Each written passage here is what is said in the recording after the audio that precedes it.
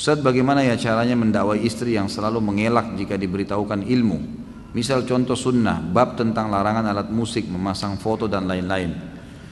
Dengan alasan macam-macam menurut akal dia, kan dulu zaman Nabi belum ada alat musik seperti gitar, piano dan lain-lain, cuma ada rebana, pantas aja cuma rebana yang dibolehin.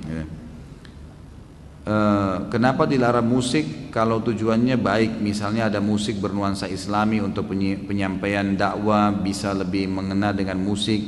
Kalau rebana buat ngiringin tari striptis berarti rebana haram. Kenapa juga dilarang menggambar foto? Mungkin tergantung tujuannya aja. Kalau buat disembah ya nggak boleh, tapi kan cuma buat dipajang biar rumah termasuk bagus, punya seni. Intinya kan Al-Quran tidak ada ayat yang menjelaskan musik dilarang, menggambar foto haram, asuransi haram dan lain-lain. Hal yang baru dulunya nggak ada, jangan disamakan dengan sekarang.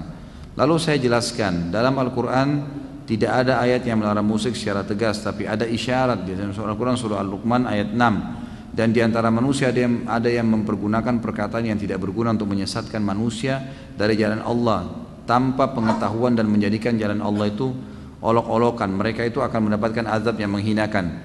Banyak ahli tafsir termasuk penafsiran sahabat Ibnu Mas'ud, perkataan yang tidak berguna adalah nyanyian dan alat musik. Dia masih mengelak dengan berasumsi itu kan penafsiran ahli tafsir. Orang juga yang namanya menafsirkan berarti tidak pasti, masih mengira-ngira.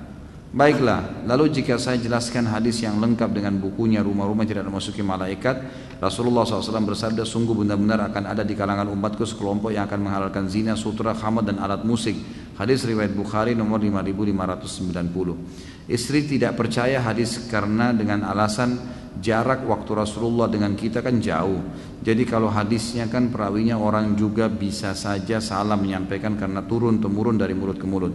Saya harus bagaimana Ustaz mendakwai istri saya, dan saya doakan semoga istri tercinta mendapat hidayah. Tentu istri Anda ini kalau yang saya tangkap ya membutuhkan orang ketiga. Mohon maaf saya mengatakan tipologi istri begini berarti dia tidak merasa suami ini orang yang bisa saya ambil darinya fatwa atau sebuah hukum, gitu kan? Ada memang tipologi seperti itu. Maka caranya adalah harus gunakan orang ketiga. Orang ketiga ini siapa kira-kira yang dia dengar atau apa hobi dia? Kalau hobi dia membaca diberikan buku.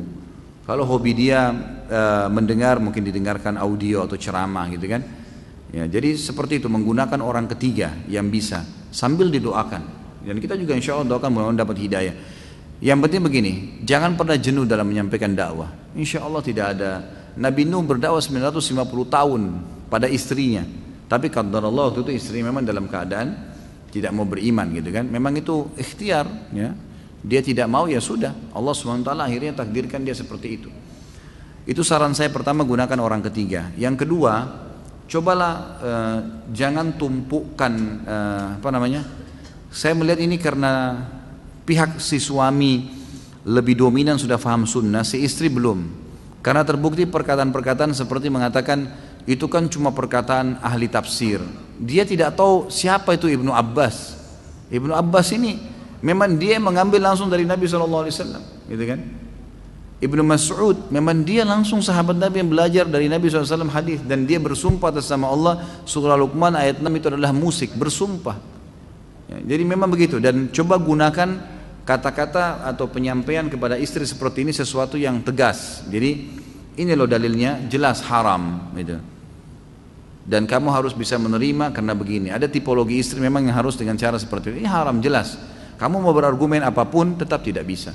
Kalau masalah kasus kamu bilang jarak kita dengan Rasulullah SAW jauh, berarti kamu seakan-akan mengatakan mustahil agama bisa diterima sekarang. Kalau begitu berarti semuanya akan diprotes, semua akan ditinggalkan.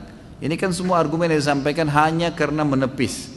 Kalau saya lihat ini karena butuh orang ketiga, Allahu a'lam. Jadi mudah-mudahan saja ya Allah berikan hidayah insya Allah.